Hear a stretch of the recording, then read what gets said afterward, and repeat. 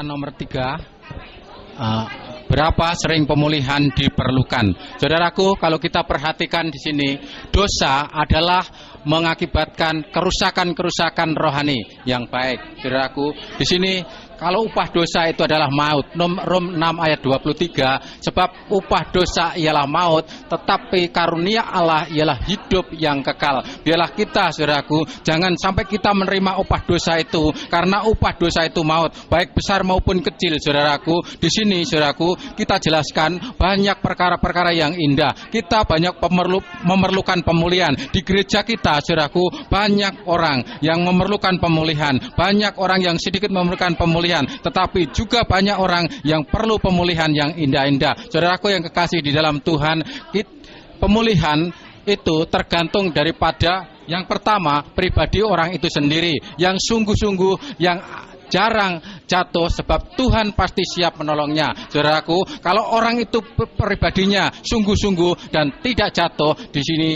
Tuhan siap menolong dan tetap taat kepada Tuhan dan tetap akan mengiring firman Tuhan dengan setia kepada Tuhan. Ada doa, ada persekutuan di dalam Tuhan, di situ sangat indah. Saudaraku, yang kedua, tingkat rohani, tergantung dari tingkat rohani. Tingkat rohani ini ada 3 tingkatan, yaitu tingkat ruangan suci, ruangan halaman, ruangan suci, dan ruangan maha suci. Yang ruangan halaman ini tergantung dari dua faktor. Yang faktor pertama ialah fase kanak-kanak. Fase kanak-kanak ini umum, saudaraku, umum. Jadi anak-anak ini lahir, akhirnya menjadi dewasa. Tetapi fase kanak-kanak ini dilewati dengan secepat mungkin. Jangan terlalu lama di kanak-kanak. Yang kedua, saudaraku, faktor Kristen halaman. Kristen halaman itu, saudaraku, orang yang jatuh bangun di dalam dosa. Orang yang jatuh bangun di dalam dosa. Di sini banyak memerlukan pemulihan, saudaraku ya. Ya, di sini, saudaraku, orang yang di halaman ini perlu pemulihan, karena di sini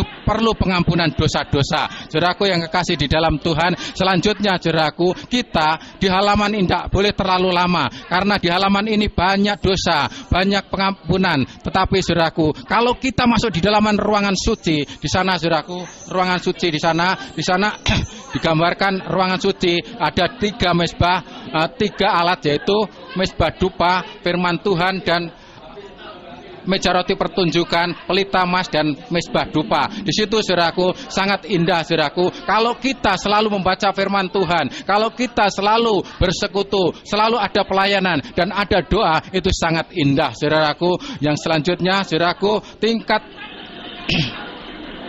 ruangan suci. Tingkatan ruangan suci ini, saudaraku, tidak perlu pemulihan, sebab sudah tidak bisa berbuat dosa lagi. Ini yang kita inginkan, yang kita rindukan, karena kita ikut Tuhan harus sama seperti Yesus, saudaraku. Puji Tuhan. Tingkat selanjutnya, saudaraku, faktor-faktor lain. Yang pertama, pengertian firman Tuhan. Di dalam ruangan suci itu ada firman Tuhan, saudaraku. Kalau firman Tuhan kita pelihara, kita mengerti firman Tuhan dengan baik, saudaraku, maka, saudaraku, iblis tidak tinggal diam untuk mengganggu kita, tetapi kita tidak akan jatuh meskipun digoda iblis berkali-kali. Saudaraku, kita tetap setia kepada Tuhan Yesus. Saudaraku, yang kedua, pemeliharaan hidup rohani. Pemeliharaan rohani ini, saudaraku, perlu sekali, karena di pemeliharaan hidup rohani ini, hidup rohani kita harus kita beri waktu. Yang pertama, saudaraku, kita harus beri waktu untuk berdoa kepada Tuhan, beri waktu kepada membaca firman Tuhan, beri waktu di dalam kebaktian, baik kebaktian minggu pagi, minggu sore, baik kebaktian doa, berilah waktu. Juga berilah waktu kepada kelompok-kelompok sel, saudara. Kalau semua ini diberi waktu, hidup kerohanian kita akan indah, kita tidak akan jatuh dalam dosa. Yang selanjutnya, penggembalaan. Saudaraku, domba tanpa gembala itu tidak akan baik, saudaraku. Kalau domba itu jatuh bangun dalam dosa, kalau domba itu tidak digembalakan, akhirnya dia akan keluar dari kelompoknya, akhirnya diterkam oleh serigala. Begitu juga kerohanian kita, saudaraku. Kalau kerohanian kita itu tidak dipelihara oleh Bapak Gembala kita, di situ akan keluar, akhirnya juga akan diterkam oleh iblis, saudaraku yang kekasih dalam Tuhan. Selanjutnya, tentang rumah tangga. Rumah tangga kita harus baik, saudaraku. Suami istri harus saling menasihati, saling mengasihi satu sama lain. Begitu juga anak-anak harus taat kepada orang tua. Begitu juga, saudaraku, kalau kita selalu taat kepada firman Tuhan, taat di dalam rumah tangga, saling mengasihi satu sama lain, rumah tangga kita akan menjadi indah dan menjadi sempurna. Puji Tuhan, saudaraku. Faktor selanjutnya, resiko berulang-ulang pemulihan itu tergantung dari pribadi orang itu sendiri di dalam kejatuhan. Di sini ada gambar, saudaraku. Di sini ada orang yang jatuh di dalam dosa, terus naik meningkat terus, akhirnya sampai ke puncak, akhirnya dia jatuh, saudaraku. Kalau sudah jatuh, saudaraku, ini mati, saudaraku. Mati akhirnya diterima oleh mobil jenazah, ya, diangkut oleh mobil jenazah, mati, saudaraku. Tidak bisa tumbuh kembali, tidak bisa dipulihkan kembali. Sebaiknya, saudaraku, jangan kita berbuat dosa. Yang selanjutnya, saudaraku, ini orang ini jatuhnya dari ketinggian yang sangat rendah, saudaraku, jatuh ini berapa, tapi ini bisa patah tulang, bisa patah tangan. Yang menerima adalah mobil ambulan, saudaraku. Bisa dipulihkan, tetapi cacat, saudaraku. Jangan sampai kita termasuk dalam ini juga.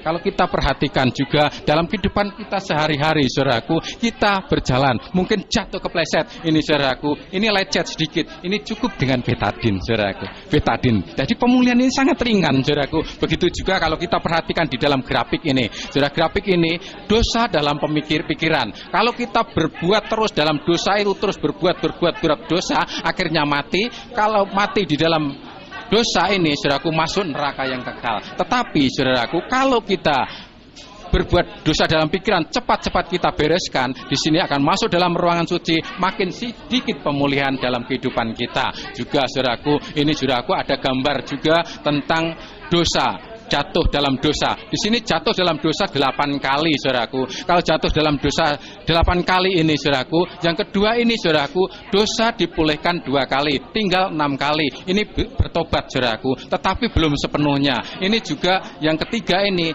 bertobat 4 kali, yang sini belum dipulihkan. Di sini bisa pulih, tetapi ada cacatnya, seperti tadi yang jatuh dalam ketinggian yang rendah ini, saudaraku. Ya, ini, saudaraku. Jangan sampai kita berbuat yang demikian. Lebih baik kita tidak berbuat dosa lagi. Puji Tuhan, saudaraku.